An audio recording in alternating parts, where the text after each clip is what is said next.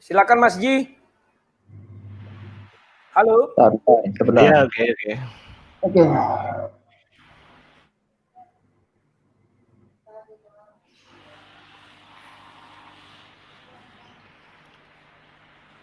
Oke, kita mulai. Assalamualaikum warahmatullahi wabarakatuh. Selamat pagi kepada kedua Waalaikumsalam. narasumber dan kepada pemirsa.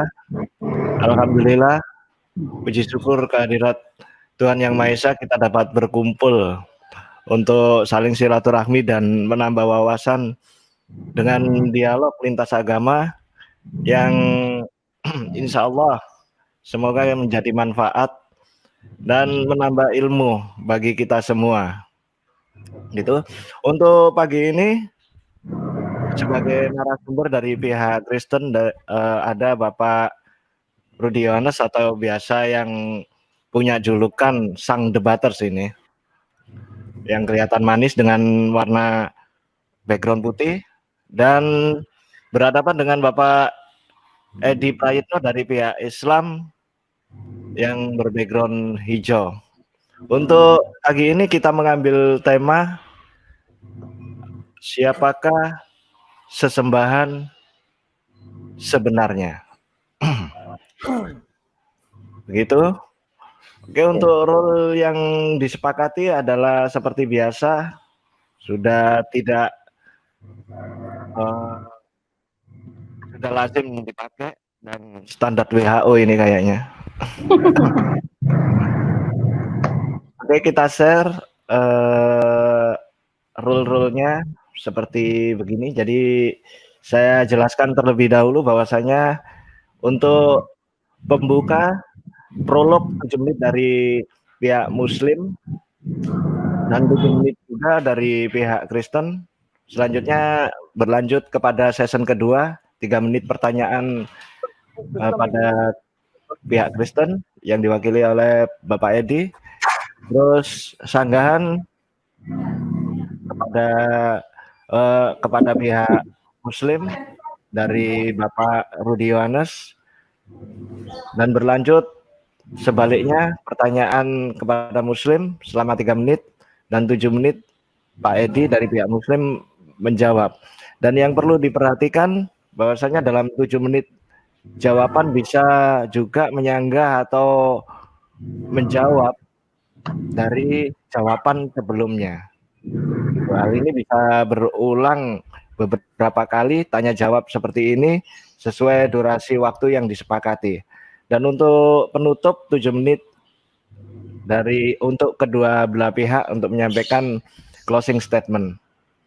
Ada yang perlu dipertanyakan kedua narasumber? Nggak ada, lanjut aja. Tadi kan kita sudah diskusi sebelumnya. Jadi ya, jika waktu memungkinkan kedua audiens apa diperkenankan audiens untuk bertanya? Oh ya, nggak apa-apa. Mas Rudi gimana? Sesinya harusnya dibuat khusus audiens. Jadi audiens terakhir. Boleh audiens Kristen bertanya kepada Muslim, audiens Muslim bertanya kepada Kristen, gitu kan? Siap. Jadi enak. Oke, saya kira sudah paham dengan rule yang disepakati. Oke, kesempatan kedua diberikan kepada Pak Rudi Yohanes atau Sang Debater selama 7 menit menyampaikan prolog. Silakan, timer meluncur, prolog meluncur. Oke, salam sejahtera bagi kita semua kawan-kawan. Di sini Sang Debater yang menjadi malam bagi sang pendebat Muslim, ya kan? Kawan-kawan, saya dengan Pak Edi udah lama berteman, bahkan kami dulu sering debat, bahkan dia buat di blognya sendiri segala macamnya ya kawan-kawan ya. Itu udah lama berlalu dan kami sekarang ketemu lagi di YouTube. Wah, ini mantap. Kawan-kawan, di presentasi saya ini saya juga akan mempertanyakan. Maaf ya kawan-kawan ya, di sini tidak ada nanti namanya penistaan karena saya bertanya. Ya, dan kami dialog. Kalau orang Muslim bicara kepada Kristen bebas, tapi kalau saya harus hati-hati kawan. Begini ya. Selama saya membaca Al-Qur'an, saya belum menemukan Allah langsung berfirman kepada Nabi Muhammad. Tetapi Allah berfirman kepada Musa ada di surah 28 ayat 30. Dan berfirman kepada Nabi Isa juga ada Ya kawan-kawan ya. Tetapi berfirman langsung kepada Nabi Muhammad belum saya temukan. Yang ada adalah bahwa Nabi Muhammad mendapat wahyu dari malaikat Jibril. Sehingga, nah ini lagi sehingga, boleh dikatakan Nabi Muhammad tidak mengenal Allah SWT. Suaranya pun bahkan tidak dikenal, tidak diketahui Allah SWT. Karena Nabi Muhammad tidak pernah memanggil sekalipun, ya Allah, sama seperti si Musa. Ketika Allah berbicara langsung dari sebatang pohon, kalau kalian tuntut saya, tuntutlah penerjemah. Ya, bahasa Indonesia dibilang dari sebatang pohon. Pohon itu mengaku ya Allah katanya kan. Itu di surah 28 ayat 30. Bukan saya karang-karang, ada ayatnya. Nah, artinya di situ Allah datang ke dunia menjelma jadi batang pohon. Kan demikian. Itulah yang diterjemahkan di dalam bahasa Indonesianya. Nah, kalau di Kristen seperti kata Pak Edi, Allah menjadi manusia. Dan di dalam Kristen pun banyak Allah menjadi apa, semak api itu ada yang kehadirannya. Menjadi tiang awan, tiang api juga ada. Nah, yang mau saya nanti serang Pak Edi, sebelum ini kan belum bertanya, masih pemaparan ya. Nah, dari situ muncul lagi banyak-banyak cabang. Sebenarnya tadi saya bilang kepada moderator, saya harus bertanya, tetapi ganti dulu judul, karena tadi judul kan apakah nama Yesus itu Allah itu adalah nama Yesus, Yesus adalah Allah gitu kan? Karena itu hanya kepada saya satu pihak. Nah, saya mengambil di Al-Quran di Quraisy 3 ya, Quraisy 3, maka hendaklah mereka menyembah Tuhan pemilik rumah ini, buka kurung Ka'bah. Sekali lagi, kalau ada salah ucapan saya, tuntutlah penerjemah. Karena rumah itu dibilang Ka'bah, bukan bait Allah. Harusnya kan bait Allah. Saya nggak tahu apakah rumah itu, Ka'bah itu rumah, atau yang di luarnya bait Allah itu adalah rumah. Nah, pendirian Ka'bah ini sebenarnya kapan? Banyak ayat rujukan-rujukan dari situs-situs Muslim. Ada yang bilang sejak zaman Adam. Ada yang bilang mohon maaf. Ya? Pak Rudi, saya post dulu ini ya. Menyampaikan prolog, belum menyampai ke session pertanyaan. Prolog dari Pak Rudi. Begitu. Iya, saya belum bertanya ini, masih menyampaikan pandangan. Ya, itu, saya menyampaikan prolognya begitu. Siap. Pandangan ya, oke. Nah, jadi pandangan saya, ya kan, bahwa Allah itu pertama adalah zat adalah Allah. Yang kedua, dia pemilik Ka'bah, tapi tidak pemilik bait Allah itu. Karena Ka'bah itu aja miliknya, dibuat di situ ya. Entah kalau terjemah salah, silakan. Baru Allah itu adalah yang berfirman langsung kepada nabi-nabi terdahulu, tetapi kepada Nabi Muhammad belum pernah berfirman langsung. Kan demikian. Banyak kriteria-kriteria Allah yang di dalam Al-Quran. Nanti itu pertanyaan saja ya. Namun di situ nanti saya sudah janji ke Pak Edi, saya bisa mengembang ke Hajar Aswad enggak? Saya bilang silakan. Karena itu nanti menyangkut ketuhanan karena bahwa apakah mungkin disembah atau bagaimana. Tetapi saya tidak akan ke arah sana Pak Edi ya. Makanya Pak Edi dari sekarang bersiap-siap. Sudah mulai kelihatan wajah seriusnya Pak Edi nih. Mantap. Mantap. Masih menyimak. Ya. Jadi kawan-kawan, karena Nabi Muhammad bertemu malaikat Jibril di Gua Hiro. Ya kan? Nah, dan malaikat itu sebesar apa? Tentu sebesar tidak lebih dan tidak kurang sebesar Nabi Muhammad. Karena Gua Hiro kecil. Ya kan? Maka saya akan bertanya lagi nanti, itu malaikat betulan atau malaikat palsu? Karena kalau malaikat betulan kan katanya rentang sayapnya 150 tahun cahaya, entah gimana-mana lah. Saya nggak bisa ada itu di hadis-hadis ya. Nah, apakah itu benar utusan Allah? Ataukah benar itu semua firman Allah? Dan kenapa Allah tidak mau menampakkan sedikit pun suaranya kepada Nabi Muhammad, ya kan? Inilah prolog-prolog yang saya bangun agar Pak Edi mulai bersiap-siap ini. Nah, kawan-kawan, yang membuat saya lagi lebih heran, mengapa Musa di dalam Al-Quran sama dengan, menurut saya nggak sama, tapi orang Muslim mengimani sama dengan Musa di dalam Bible. Ibrahim dalam Al-Quran sama dengan Ibrahim di dalam Bible. Apakah Tuhannya ini sama juga? Ya kan demikian. Karena fakta sejarah mengatakan orang Yahudi, orang Ibrani tidak mau mengakui Tuhannya orang Muslim. Allah SWT. Mereka punya Tuhan sendiri. Nah, kan itu yang mau kita sharekan nanti, ya. Jadi mengenai ketuhanan ini, saya cenderung nanti membaginya jadi dua ya. Hati-hati Pak Edi. Karena kalau ketuhanan Yesus dari Kejadian sampai Wahyu, nanti saya ingin melihat dari sudut pandang lain. Kalau selama ini pendebat-pendebat Kristen hanya memandang dari satu sudut yang biasa itu saja, saya selalu berbeda dan semua pendebat sudah tahu itu. Dan ketika saya nanti menelurkan beberapa pertanyaan pada Pak Edi, saya selalu minta dalil dari Al-Quran. Karena saya hanya percaya Al-Quran adalah kitab suci paling lengkap, paling sempurna, dan tidak dirubah-rubah. Jangan sampai Pak Edi kalah dengan saya, bahwa saya mengakui Al-Quran lebih lengkap dari manapun. Maka dari itu saya tidak pala suka hadis atau sebagainya di luar Al-Quran. Sekian dan terima kasih. Oke, terima kasih. Sanggahan yang sangat jelas, lugas, tajam seperti biasa, ciri khas sang debater. Waktu masih bersisa, tetapi rasanya sudah cukup bagi Pak Rudi untuk menyanggah. Untuk pertanyaan Pak Rudi kepada Pak Edi, timer meluncur, pertanyaan meluncur.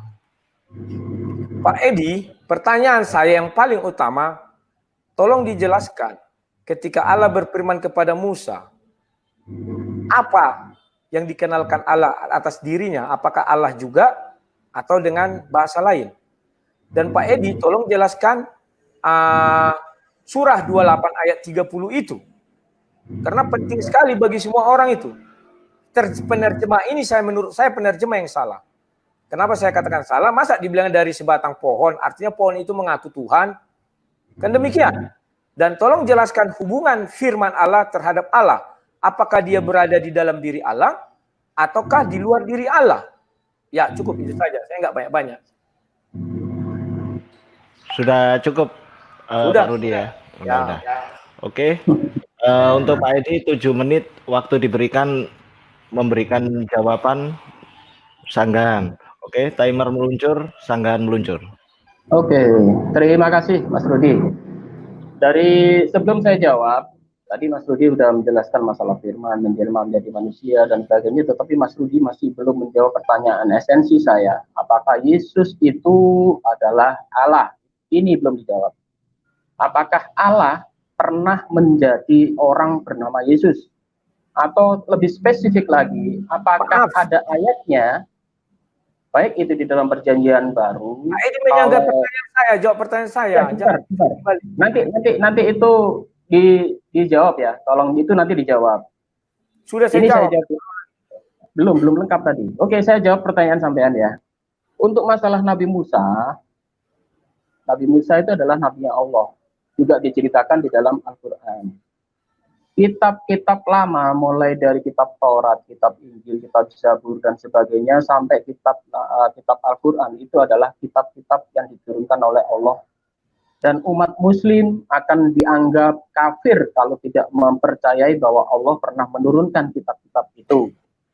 Tetapi di dalam ayat lain dikatakan bahwa jangan percaya 100%, dalam hadis ya, jangan diyakini 100%. Bahkan lebih spesifik lagi di dalam Al-Quran dikatakan bahwa ada tangan-tangan manusia yang sudah merubahnya. Kita percaya, kita yakin dulu ada kitab Taurat, bahkan di zaman Nabi pun itu sudah ada. Soal Nabi Musa, di dalam Al-Quran memang disebutkan Allah berbicara apa tadi ya? Allah berbicara di dalam surat Al-Qasas, ayat yang ke-30, saya bacakan. Maka tatkala Musa sampai ke tempat api itu, diserulah dia dari arah pinggir lembah yang sebelah kanannya pada tempat yang diberkahi. Dari sebatang pohon kayu, yaitu, ya Musa, sesungguhnya aku adalah Allah Tuhan semesta alam. Ini bisa kita korelasikan di dalam kitab Injil juga. Ini hampir sama. Karena apa? Karena di dalam... Saya menolak dari Injil. Saya minta dari Al-Quran. Karena saya bicara tentang keislaman. Iya, saya bandingkan dulu. Saya jawab ini masih dalam Al-Qur'an. Bentar, Di dalam sebentar. Saya pause dulu ini. ya, ya. Pak Rudi, biarkan Pak Edi menjelaskan. Jadi di dalam penyanggahan, ya kan, di dalam jawaban juga menyanggah jawaban Pak Rudi itu bisa selama 7 menit itu. Nanti biarkan audiens yang menilai apapun jawaban Tapi Pak Pak Edi. Admin, saya bertanya Al-Quran loh. Saya tidak mau pingin balik ke Bible karena Al-Quran yang menjelaskan Ya, Al-Quran. Masa hanya saya lagi yang percaya tersisa di dunia ini bahwa Al-Quran adalah kitab suci paling lengkap, enggak. paling sempurna? Ya, Masa dia benar. tidak percaya? Jadi begini. Mohon Begini, diarahkan ke sana Pak Admin, Pak moderator. Pak Rudi, iya kan. Jawaban apapun dalam artian itu nanti terserah diulas di kontennya Pak Rudi, terserah ya kan. Itu malah keuntungan bagi Pak Rudi. Tidak, Iya tidak. kan. Saya tidak mau Jadi seperti biarkan itu. Kita harus bicara sesuai agama masing-masing aja. mengalir ya kan. Nanti ada waktunya.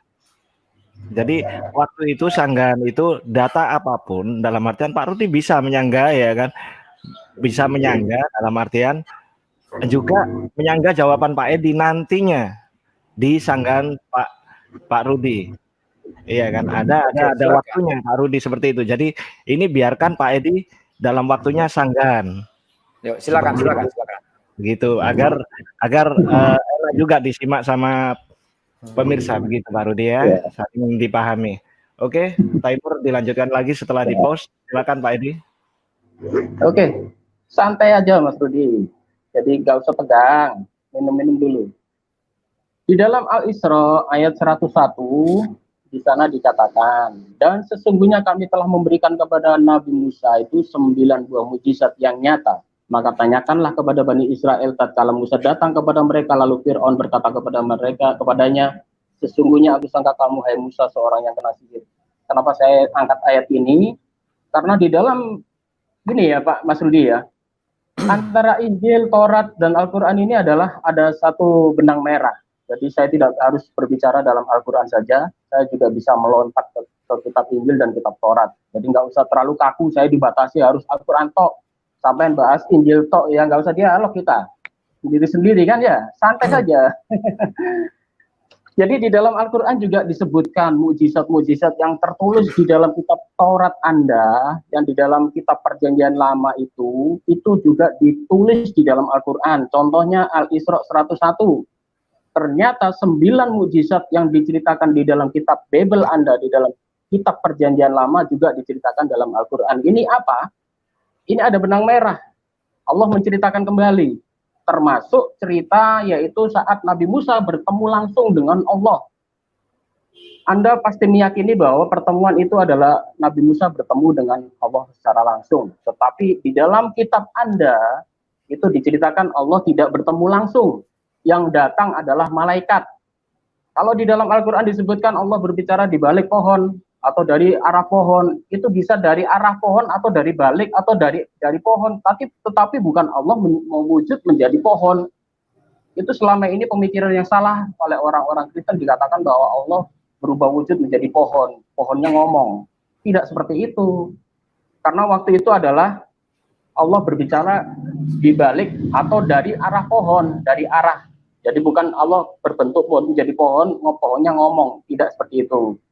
Kenapa saya anggap seperti itu? Di dalam Injil, di dalam kitab Perjanjian Lama juga sama. Yang berbicara adalah malaikat, dan malaikat itu berbicara dari semak duri. Di dalam Keluaran pasal 3 ayat 2. Hampir sama kan ya? Yang satu disebut semak duri, yang satu disebut pohon. Semak itu juga pohon semak duri. Jadi rumput itu juga disebut pohon. Jadi kita nggak usah membatasi Allah berwujud menjadi pohon, itu anggapan salah. Kalau di dalam Bible Anda dikatakan bahwa malaikat turun berbicara dari arah semak duri atau dari balik semak-semak. Di dalam Al-Quran juga seperti itu. Allah berbicara di balik atau dari arah pohon. Mungkin Musa hanya melihat, ada pohon berbicara. Tetapi bukan pohon itu yang berbicara, tetapi dari arah sebelah pohon. Seperti di dalam Alkitab Anda dikatakan, malaikat turun, kemudian malaikat itu berbicara dengan Nabi Musa melalui dari keluar, bahkan di sana dikatakan saya sebut, lalu malaikat Tuhan menampakkan diri kepadanya di dalam nyala api yang keluar dari semak duri. Jadi malaikatnya keluar kan ya dari semak duri. Waktu itu Nabi Musa menoleh dari semak duri. Tapi di sini ada perbedaan. Yang satu di Al-Quran disebutkan bahwa Nabi Musa berbicara langsung dengan Allah. Tapi di dalam Bible Anda Nabi Musa hanya didatangi malaikat, tidak berbicara langsung. Padahal banyak orang teolog mengatakan bahwa pertemuan Nabi Musa itu adalah pertemuan langsung, 4 mata. Jadi Anda pun meyakini bahwa Nabi Musa lah orang satu-satunya yang berbicara dengan Allah secara langsung. Tetapi ternyata di dalam kitab Bible Anda, ternyata yang berbicara bukan Allah, tetapi hanya malaikat. Malah lebih sempurna Al-Quran. Ternyata Al-Quran menceritakan pertemuan itu secara langsung. Allah berbicara secara langsung. Begitu Mas, terima kasih. Oke, terima kasih Pak Edi atas sanggahannya. Dan kalimat berbalas kata berbalas kalimat, semakin seru semakin siang. Dan tiba saatnya Pak Edi untuk bertanya kepada Pak Rudi. Nanti jadi begini, sanggahan Pak Rudi, waktunya sanggahan juga bisa menyanggah kembali apa jawaban Pak Edi tadi. Nah Pak Edi, pertanyaan saya yang pertama, apakah sebutan Allah pada zaman Musa belum dijawab? Dicatat aja biar gampang ya. Dari batang pohon. Dari batang pohon lupa Edi kalimat itu, bukan dari samping-samping pohon. Masa Tuhan berondok-berondok ini pohon, ya kan? Tuhan sembunyi samping pohon berfirman. Tak mungkin. Dan ingat Pak Edi, kalau Tuhan hadir di situ, dunia hancur. Al-Quran juga mengatakan itu ya. Nah yang ketiga, Pak Edi belum menjawab hubungan Allah dan firman Allah. Ya Pak Edi, maka saya akan sisa waktu saya sanggah dulu Pak Edi ya, mengenai surat 28 itu.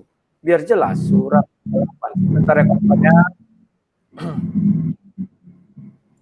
Biar kita lihat bagaimana sih Tuhan di dalam agama Islam.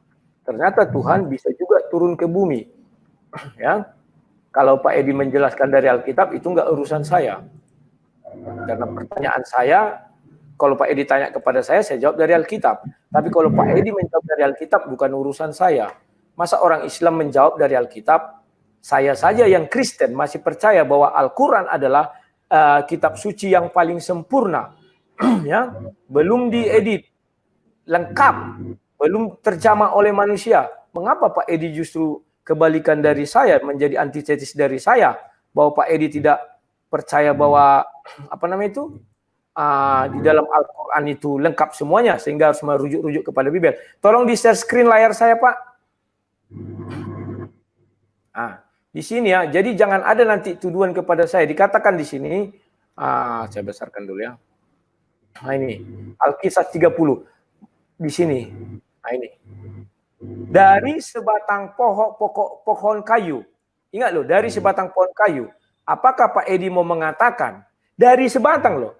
Kalau dibilang dari dekat pohon, ya ini dari sebatang. Nanti Pak Edi bilang manjat Tuhan di atas. Kan rindang pohon yang nggak kelihatan. Atau mau bagaimana? Dari sebatang. Kalau Pak Edi bilang dia di samping. Masa serondok itu artinya bersembunyi. Ini dibilang dari sebatang pohon kayu. Keluar suara, ya Musa, sesungguhnya aku adalah Allah. Andai kata saya hidup di zaman Musa dan saya ada di belakang Musa, pasti saya katakan si Musa adalah musyrik. Karena berbicara kepada sepotong kayu dan mengakui itu adalah Allah. Musyrik si Musa. Kalau nanti mengapakan saya, terjemahannya ini tuntut kalian, bukan saya. Dari sebatang pohon, buka Kamus Besar Bahasa Indonesia. Artinya itu berasal dari pohon itu suara. Lebih terhormat Kristen, Tuhan hadir dalam wujud manusia daripada hadir dalam wujud pohon benda mati. Tetapi karena kita sesama manusia, tunggu, kau manusia, aku manusia, kok bisa kau Tuhan, aku tidak. Dari sebatang pohon, dan pohon itu mengaku, ya Musa, sesungguhnya aku adalah Allah, Tuhan semesta alam.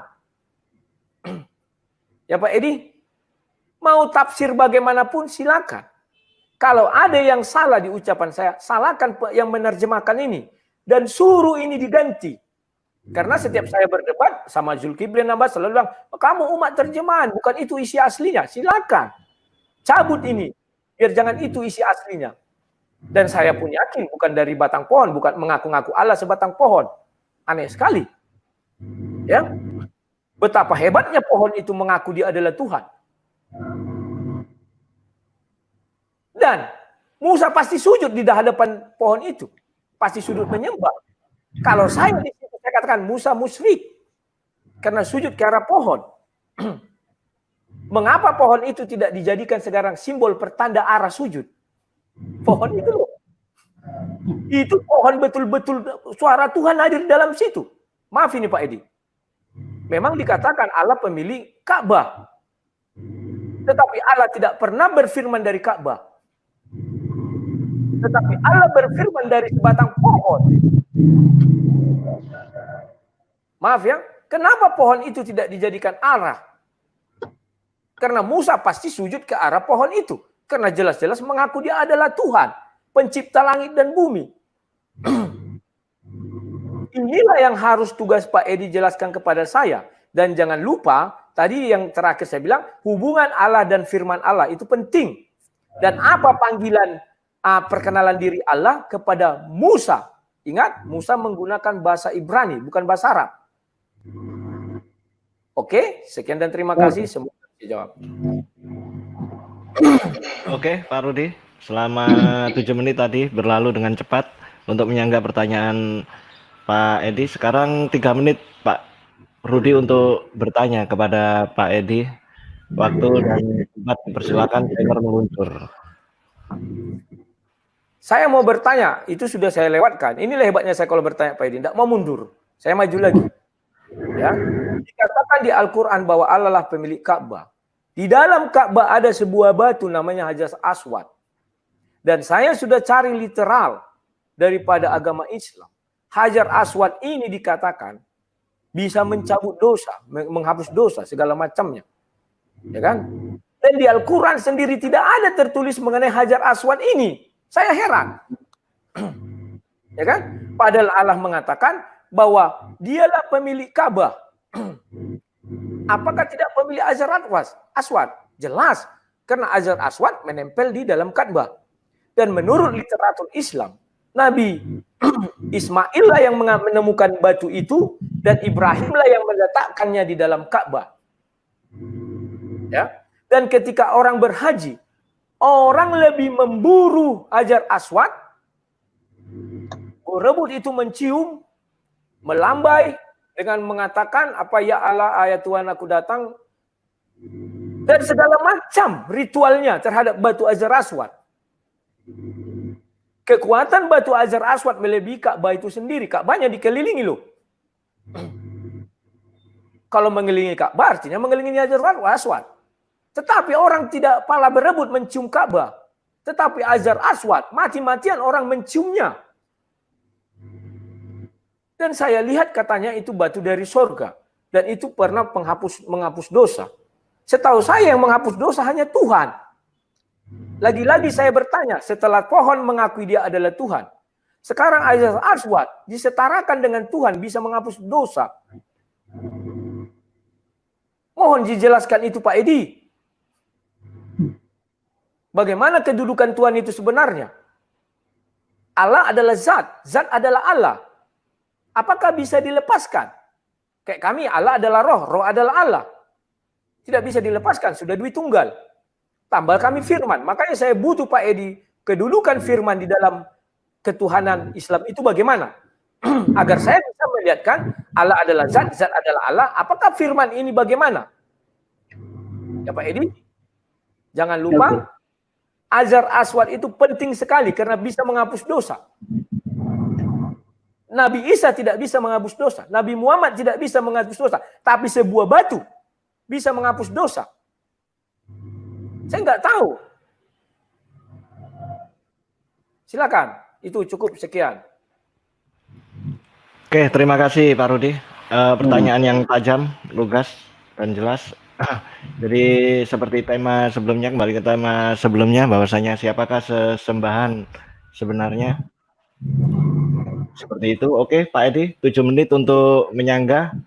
Waktu dan tempat dipersilakan. Oke. Saya jawab mulai dari Nabi Musa dulu ya. Kalau tadi Mas Rudi masih ngotot mengatakan bahwa Allah berwujud menjadi batang pohon. Kan itu intinya ya. Jadi kalau tadi saya sebutkan Allah itu hanya dia atau Nabi Musa tadi hanya melihat arah dari batang pohon. Dan dalam firman Allah yaitu dalam Al-Quran disebut dari batang pohon. Sekilas balik kisah ini Pak Rudi, ini kasusnya adalah terjadi di waktu malam hari. Di waktu malam hari, kemudian di sana ada beberapa pohon, bahkan di Alkitab dikatakan di sana banyak semak-semak. Dan saya yakin itu bukan pohon-pohon seperti di Asia ya, pohon yang besar itu hanya pohon-pohon semak-semak. Dan di situ disebutkan bahwa Allah tidak berkata dari sebatang pohon. Kata itu dari sebatang pohon bukan dari pohon, dari sebatang pohon. Dia hanya melihat dari satu arah, mungkin dari arah batang ini, dari sebatang pohon. Tetapi tidak ada secara meyakin atau secara eksklusif secara jelas dikatakan bahwa Allah itu berwujud menjadi pohon. Itu akal-akalan sampean aja. Jadi menggiring saya dikatakan bahwa Allah itu bisa berwujud menjadi pohon, nanti arahnya begini. Kalau Allah bisa berwujud menjadi pohon, kenapa tidak Allah berwujud menjadi Yesus? Nanti pasti larinya ke sana. Jadi saya tahu pasti saya digiring ke arah sana. Jadi yang jelas meskipun Anda terus tanya masalah ini, sekali lagi hanya saya jawab itu hanya arah. Jadi Allah tidak berbentuk menjadi pohon. Kemudian untuk pertanyaan kedua, Hajar Aswad. Hajar Aswad ini adalah suatu tradisi. Ingat, Nabi Ismail itu adalah turunan dari Nabi Abraham. Abraham mulai melakukan peribadatan, itu beliau selalu meletakkan sebuah batu. Kalau Mas Budi baca Taurat lagi, silakan Anda baca di sana. Banyak kisah-kisahnya nanti. Bahkan mempersembahkan sebuah korban bakaran atau korban kepada Allah itu di atas tumpukan batu. Tradisi batu ini adalah tradisi kuno. Di dalam perjanjian lama itu ada disebut sebagai batu mispa. Itu adalah tradisi batu. Di dalam batu mispa ini, di situ dilakukan suatu peribadatan. Orang-orang Yahudi dulu kalau beribadah ke sana, itu hanya sebuah batu. Kenapa batu? Batu itu adalah sebuah simbol kekekalan. Batu itu di dalam Bible tidak boleh diukir, tidak boleh dilukis. Bahkan Nabi Musa pun meletakkan beberapa surat-surat Tauratnya itu juga ditulis di atas batu sebelum Nabi Musa nanti berpisah dan para pengikutnya masuk ke tanah Kanaan. Itu sebelum mereka berpisah, Nabi Musa berpesan, tulislah hukum-hukumku di atas sebuah batu. Kenapa di atas sebuah batu? Karena batu ini simbol kekekalan. Dan itu tradisi lama dilakukan oleh orang-orang Yahudi zaman dahulu juga. Demikian juga peribadatan orang-orang di zamannya Nabi Ismail. Ka'bah ini sudah ada jauh sekali sebelum Islam muncul. Dan ini adalah rumah suci yang disucikan oleh orang Arab waktu itu. Bahkan orang-orang dari kabilah-kabilah mana saja kalau dia berjalan melewati tempat ini, itu ada tradisi 1 tahun sekali mereka ke sana. Mulanya tempat ini adalah tempat ibadah, tempat untuk menyembah pada Allah. Lama-kelamaan akhirnya banyak muncul berhala-berhala ditaruh di sana juga. Orang-orang mempromosikan berhala-berhala mereka, batu-batu patung-patung mereka diletakkan di sana juga. Dan juga kalau tadi Mas Rudi mengatakan bahwa batu Hajar Aswad bisa menghapus dosa, itu tidak ada. Kalau Mas Rudi bertanya itu, saya bisa bertanya balik, tunjukkan sih mana hadisnya yang mengatakan bahwa hadis batu Hajar Aswad bisa menghapus dosa kita. Tidak ada itu. Bahkan sahabat Nabi mengatakan kalau saja Nabi tidak mencium batu itu di waktu melakukan ibadah haji, saya juga tidak akan melakukan itu. Bahkan Anda lihat itu di Arab Saudi, tentara-tentara Arab Saudi itu bisa duduk-duduk di atasnya. Hajar Aswad itu dikasih kaki itu di atasnya. Kita tidak menyembah Hajar Aswad. Hajar Aswad tidak kita istimewakan seperti itu. Apalagi bisa menebus dosa kita, tidak ada. Ayatnya pun itu tidak ada. Maksudnya. Kalaupun Hajar Aswad itu kita cium, itu hanya sebagai pelampiasan kehormatan. Dulu pernah Nabi melakukan itu, kita juga ikut melakukan itu. Bahkan kalau kita tidak bisa mencium pun, lambaikan tangan dari jauh, juga tidak apa-apa. Itu apa? Sebagai memorial saja, tradisi. Jadi kita tidak menyembah itu, tidak. Kita tidak menyembah batu Hajar Aswad. Seluruh orang Islam sedunia kalau Anda tanya tidak ada yang menyembah batu. Apalagi kalau Anda mengatakan batu itu bisa menebus dosa, tidak ada. Kalau Mas Rudi bisa tunjukkan hadisnya mungkin kita bahas. Tetapi kalau hanya asumsi, saya nggak mau jawab. Begitu ya. Monggo, silakan. Oke, Pak Edi. Terima kasih. Ini waktu masih tersisa, mau dipakai lagi atau gimana? Masih 1 menit? Ya, tolong tunjukkan Mas Rudi kalau ada hadisnya Hajar Aswad bisa menebus dosa. Saya tunggu sekarang. Oke, terima kasih Pak Edi. Jawaban yang gampang, kenapa nggak dijawab Pak Edi? Allah memperkenalkan diri kepada Musa dalam apa? Itu belum dijawab. Gampang sekali nih itu. Ya, nanti tolong dijawab karena penting sekali. Sama dengan Pak Edi. Pak Edi imani saja apa yang di Al-Quran. Masa saya manusia yang tersisa di dunia ini cuma saya sendiri yang percaya bahwa Al-Quran kitab suci paling lengkap, paling sempurna, tidak diubah-ubah. Pak Edi tidak percaya sama Al-Quran kitab suci paling lengkap. Selalu mengutip jawaban dari Bible. Artinya Bible pendukung Al-Quran baru bisa menjawab. Cuman saya satu-satunya di dunia ini yang masih percaya Al-Quran kitab suci paling lengkap, paling sempurna. Kemana kalian semua? Apakah harus kita rubah itu? Ya Pak Edi? Oke. Untuk masalah hadis gimana? Belum ketemu ya? Oh hadis, oke sorry. Untung ini. Oh mantap Pak Edi, syukur-syukur. Ini hadisnya sudah ada. Sorry. Silakan. Yang ini. Masih ada waktu tadi bersisa ya. Ya masih ada. Ini hadisnya Pak Edi. Ini. Sorry itu suara YouTube-nya. Ini. Dibaca aja nanti. Kalau mau menuntut dia nih.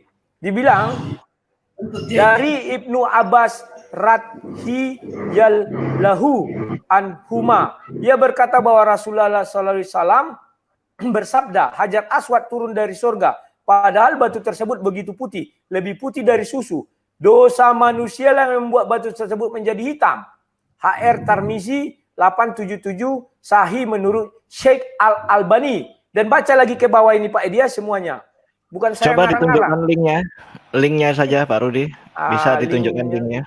Ini linknya gimana ini? Tidak nampak di layar. Oh ya, nampak nanti bisa sampai ke atas. Ditambahkan ini Ramaisho.com bukan ya? Rumaiso.com. Dan banyak lagi link-link yang lain. Itulah. Saya kira cukup Pak Rudi. Selanjutnya pertanyaan Pak Rudi kepada Pak Edi ini waktu tidak terasa sudah 1 jam lebih, sekitar 9 atau 10 menit ini. 3 menit Pak Rudi bertanya dan Pak Edi menjawab ini. Bisa ini sesi yang terakhir atau kalau dilanjut nanti kita bicarakan selanjutnya. Karena waktu yang disebut adalah 1 jam ya kan? Ya. Oke, timer meluncur, pertanyaan meluncur. Nah, pertanyaan saya yang berikutnya Pak Edi, saya sudah lewatkan itu. Nanti Pak Edi urus sendiri. Mau buat monolog, mau buat apa silakan. Ya kan? Pertanyaan saya yang berikutnya. Ketika batu Hajar Aswad itu ada di Mekah, mengapa ayat 1 pun tidak ada di dalam Al-Quran mengenai Hajar Aswad itu?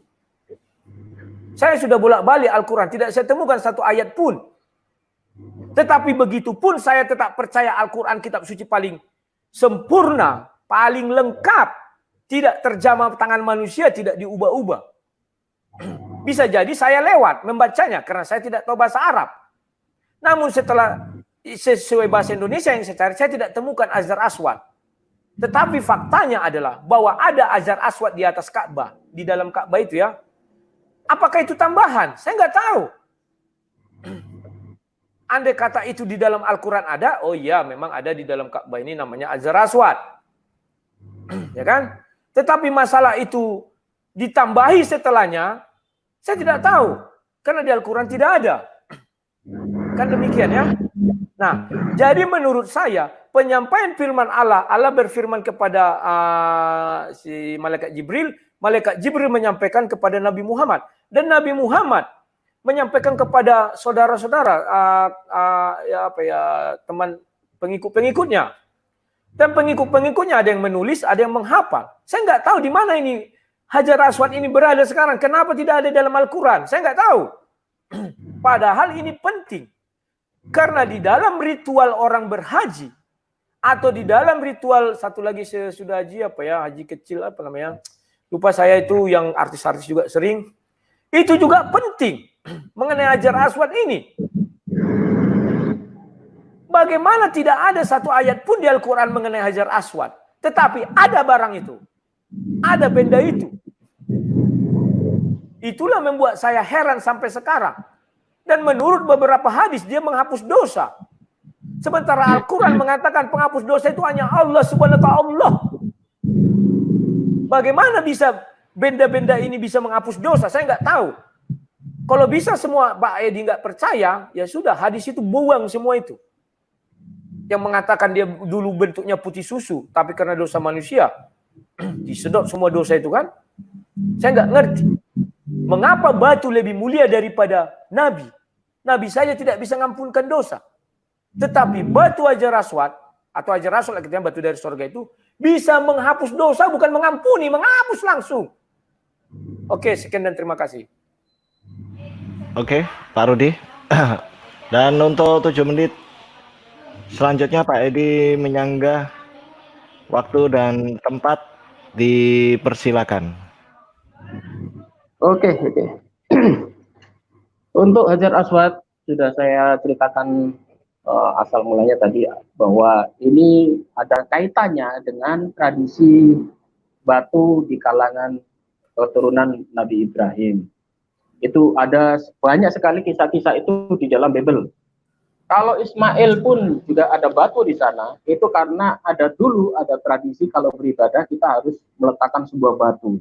Bahkan tadi sudah saya katakan di dalam Perjanjian Lama dikenal batu Mispa. Kenapa Ismail juga melakukan itu? Karena Ismail ini juga mendapat didikan dari bapaknya Abraham. Jadi kalau melakukan peribadatan zaman dulu belum ada masjid, belum ada sinagog ya. Jadi mereka kalau mau beribadah itu hanya mengambil sebuah batu diletakkan sebagai simbol untuk tempat penyembahan pada Allah, di atasnya diletakkan korban bakaran, bahkan korban sembelihan. Itu dilakukan bahkan sampai hari ini oleh kalangan orang Yahudi. Demikian juga zamannya Nabi Ismail. Memang di dalam Al-Quran tidak disebutkan. Bahkan batu Mispa di dalam Perjanjian Lama pun di dalam Al-Quran juga tidak disebutkan. Itu bukan berarti kita harus menyembah dan mendewa-dewakan batu, itu tidak.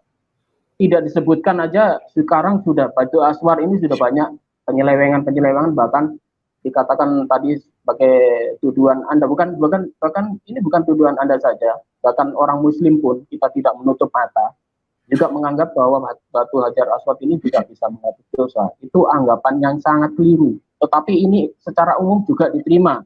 Jadi secara adil secara jujur saya juga mengakui hal itu karena keterbatasan ilmu pengetahuan saja.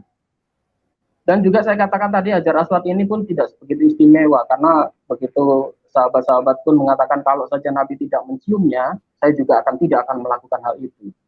Apalagi hal ini tidak ditulis di dalam Al-Quran saja sudah terjadi hal semacam ini, apalagi kalau di Al-Quran juga menceritakan Hajar Aswad. Tambah luar biasa nanti. Orang menjadi lebih syirik lagi. Orang menjadi menyembah berhala batu. Padahal Islam tidak mengajarkan hal seperti itu. Kalau saja di dalam Ka'bah saat ini ada Hajar Aswad, itu adalah peninggalan dari Nabi. Kalau tadi Anda mengatakan dulunya putih kemudian hitam, itu menjadi hitam. Tetapi hadis itu tidak menceritakan bahwa mereka diampuni dosa-dosanya, tidak.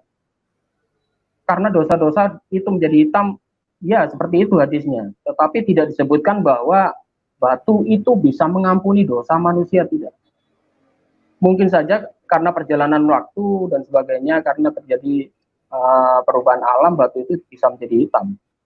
Dan dalam hadis pun kita ingat, kalau kita sandarkan hadisnya, karena ini tidak ada di dalam Al-Quran mengatakan batu itu bisa menebus dosa, kemudian hadisnya bisa mengatakan menebus dosa, hadis ini sangat dipertanyakan. Ingat, hadis itu adalah tulisan-tulisan para sahabat. Dan itu bisa kita kritisi. Beda dengan di dalam ayat-ayat Al-Quran yang sudah permanen, tidak bisa kita kritisi. Hadis banyak yang banyak yang maudhu, banyak yang dhaif juga. Jadi kajian hadis itu panjang sekali. Itu bisa dikritisi, bahkan bukan saja orang Kristen, orang Muslim pun boleh mengkritisi. Karena antara Sunni dan Syiah pun itu hadisnya macam-macam. Orang Sunni punya hadis sendiri, orang Syiah punya hadis sendiri. Tetapi apapun itu, kalau ada permasalahan kita kembalikan ke Al-Quran kembali. Tauhid kita tidak pernah menyembah batu. Tauhid kita hanya menyembah pada Allah. Batu Ka'bah itu hanya sebagai penjuru untuk tempat sholat, bukan untuk menyembah. Itu yang perlu ditanamkan oleh Mas Rudi. Jadi supaya tidak selalu menuduh umat Islam ini menyembah batu. Apalagi mengatakan batu itu bisa menebus dosa. Di dalam hadisnya tidak disebutkan menebus dosa. Hanya menjadi hitam. Dan hadis ini pun kalau mau dikritisi bisa dikritisi lagi. Ada kajian hadis itu namanya, nggak apa-apa. Tetapi kalau Al-Quran tidak mengatakan itu, kami tidak meyakini. Kalau hadis pun masih bisa dikoreksi-koreksi lagi, tapi kalau Al-Quran tidak. Dan di hadis itu pun tidak menceritakan bahwa berkat batu itu dosa mereka diampuni. Tidak seperti itu Mas Rudi. Jadi Mas Rudi supaya paham soal ini ya. Demikian jawaban saya, Mas. Terima kasih. Oke, bagaimana kedua narasumber, dilanjut atau diakhiri dengan pertanyaan audiens? Kayaknya ini audiens yang masuk cuma satu orang dari pihak Muslim ini. Saya lihat di sini. Ya karena kan tidak ada pemberitahuan sebelumnya untuk mengundang. Benar nggak Pak? Ya, oke. Okay. Ya. Berarti gini aja, ditutup aja dengan apa tadi penutup 7 menit. Oh ya, Pas, ada 1,5 jam nanti kan. Silakan Pak Rudi, 7 menit diwaktukan waktunya untuk dibuat closing statement. Oke, terima kasih. Closing statement yang bisa saya berikan adalah saya sudah berdebat dengan banyak orang Muslim, tetapi ketika saya bertanya, ketika Allah memperkenalkan diri kepada Musa, apa perkenalan diri ada kepada Musa? Mereka tidak berani menjawab. Pasti ngalor ngidul, sana sini, atau itu dilewatkan. Kenapa? Karena Musa adalah orang Ibrani, orang Israel. Maka bahasa yang digunakannya bahasa Ibrani. Al-Quran mengatakan Tuhan datang itu mengutus rasul-rasulnya dalam bahasa masing-masing. Sampai sekarang, Sinandar pun tak berani menjawab. Menyentuh pun dikit tidak berani. Kenapa tidak berani? Karena mereka akan makan buah si malakama. Ternyata Allah sudah berubah nama. Manusia berubah nama, ada acaranya geng. Pesta-pesta apa segala macam. Saya nggak tahu. Mengapa mereka takut untuk menjawab itu sampai sekarang. Baru yang kedua, ini saya catat semuanya. Di Al-Quran mencatatkan entah ini penerjemah, saya nggak tahu. Kalau penerjemah, katakan kepada dia. Kenapa kau sebutkan situ dari sebatang pohon? Ya kan? Allah memperkenalkan diri pada Musa dari sebatang pohon bahwa dialah pencipta alam semesta ini. Saya nggak tahu itu maksud penerjemah itu apa, ya kan? Baru hubungan Allah dan firman Allah ini juga sulit untuk dijawab oleh kawan-kawan Muslim. Mengapa? Mereka akan kelimpungan sendiri bahwa Allah berbicara. Kan demikian. Kalau Allah berbicara artinya firman Allah itu di dalam diri Allah, diam di dalam diri Allah. Kan demikian. Inilah yang sulit untuk orang itu uraikan. Karena Allah adalah zat, zat adalah Allah. Satu lagi, firman, di mana firman? Di dalam Allah atau di luar Allah? Kalau di luar Allah artinya selama Allah itu ada tidak pernah berfirman. Karena tidak ada suaranya. Kalau di dalam Allah, maka mereka akan tunduk mengakui Yohanes 1 ayat 1. Ya, baru yang saya catat lagi dari debat kita ini tadi ya. Mengenai batu Hajar Aswad. Kenapa tidak tertulis di Al-Quran? Ka'bah tertulis, Hajar Aswad tidak tertulis. Kan ini sesuatu hal yang aneh. Padahal banyak saya lihat literal dari Muslim bahwa dikatakan Ismail yang menemukan batu itu dan memberikannya kepada Ibrahim. Ibrahim menampatkannya di situ. Dan mau tahu yang lebih aneh lagi? Di dalam Al-Quran dikatakan yang pertama didirikan adalah Baitullah yang sekarang kita lihat di Mekah itu. Tetapi sujud pertama bukan ke arah situ, tetapi ke arah Baitul Maqdis, Yerusalem itu. Yang apa di Palestina itu ya dengan Yerusalem. Itu pertama sujud ke arah sana. Tetapi kalau menurut saya sesuai Al-Quran, Si Musa sujud kepada Allah di hadapan sebatang pohon. Pohon itu di mana? Harus itu dijadikan titik di mana Musa sujud kepada Allah, kepada Tuhan. Harusnya ke sanalah orang sujud, karena Tuhan betul-betul menampakkan diri di situ dari sebatang pohon, membentuk pohon. Bukan kepada Yerusalem sana, harusnya ke situ. Kan demikian.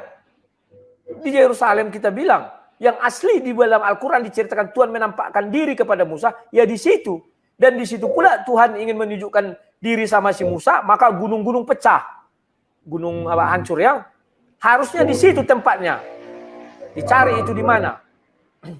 Yang lebih menganehkan lagi, saya sudah banyak baca hadis-hadisnya. Nanti Pak Edi searching sendiri mengenai batu Hajar Aswad. Saya bilang tuh nanti ya ini bahkan di hari kiamat nanti batu Hajar Aswad menjadi saksi.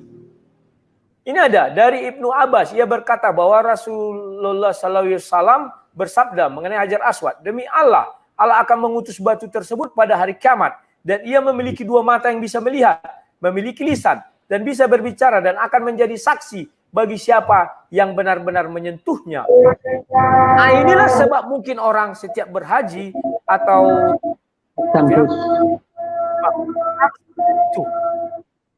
bisa jadi kita tidak tahu karena ini. Kalau memang ini hadis-hadis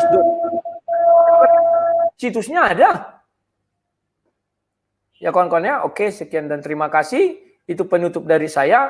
Kawan-kawan jangan alergi terhadap perbedaan seperti ini. Kita diskusi dalam ranah tanya jawab, tidak ada di sini menghina, karena yang saya paparkan semua ada dalilnya. Kecuali nggak ada dalil, betul. Saya asal nyap-nyap. Sekian dan terima kasih. Salam Sang Debaters.